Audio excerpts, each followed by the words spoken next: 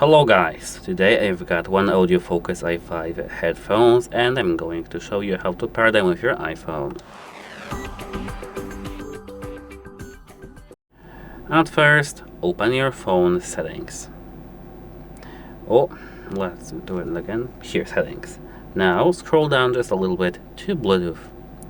Here, now you need to enter the pairing mode on your headphones. How to do that? You need to find this button, this power button, this main multifunctional one right here. And you need to triple click it till you hear pairing, like this. Now, in your settings, in other devices list, you should find OneOdio FOCUS A5. Tap your headphones right here, and we are done. Bye!